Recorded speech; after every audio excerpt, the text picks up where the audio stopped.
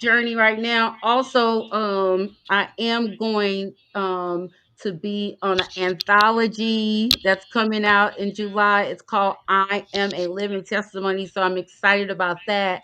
And then in August, I am going to publish another book called So Here I Am. And it's like a children's book because it's in the voice of my grandson. And at the end of the day, all this was is about leaving a legacy for my children, my children's children, for all generations to come. And to God be all the glory. Wow, you touched on a lot of things that I'm over here clapping. I am so proud of all the things that you are doing, because oftentimes, as survivors, as individuals that have testimonies that have been through tests, a lot of time we sit down on those tests, we sit down on those testimonies, and we will not allow people to see how we got through, so that they can get through too. So I am so proud of you for sharing, Thank in all you. of your books, in allowing your voice to be amplified, and allowing that test that you endured to show somebody else how you got through, and to show them that they too can get through. You are definitely being intentional. You're being intentional about those things that God has called and purposed you to do. I believe in leaving a legacy.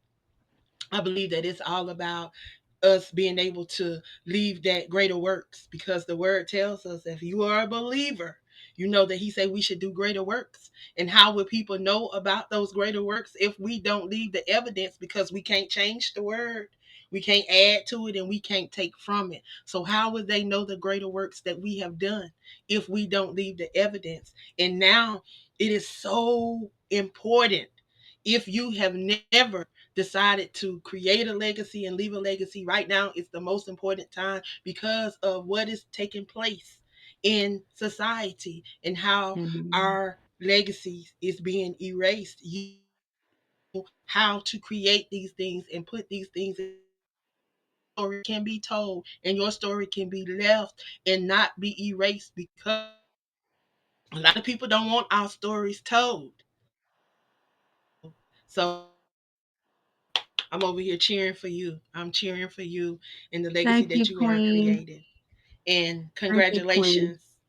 Congratulations on your nuptials, because yes, Thank at you. 50, I just turned 50 April the 1st. So at 50, and as a single person, that is on the dating scene, yes, sometimes you think, will I get a second chance at love? So you have just encouraged some of us that are out here, waiting for our Boaz to find us, He there, so honey.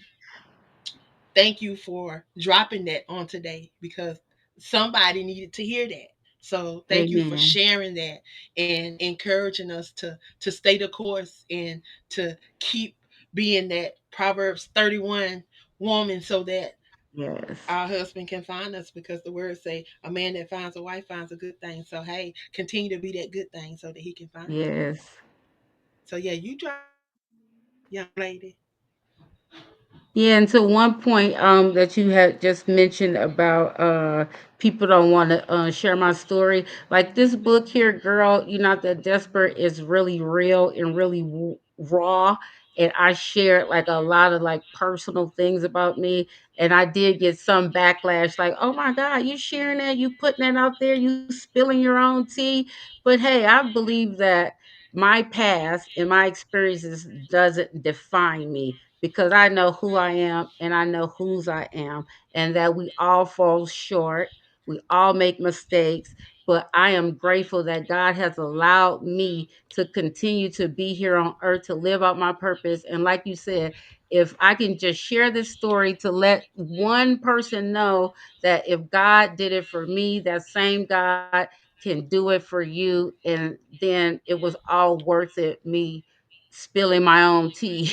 but, but yeah, it doesn't. My past doesn't define me, and I believe I went through those experiences not just for myself, but for somebody else to know that if God delivered me, if God saved me from out of those situations, from being sexually abused, from living in a domestic violence relationship, He can definitely do that. And I really truly believe the best is yet to come if we just trust in God with our whole heart and lean not into our own understanding. It's just like I just rely on the word because, yeah, the word is the truth in life, and we will set free. We are set free by the truth. And so I'm grateful.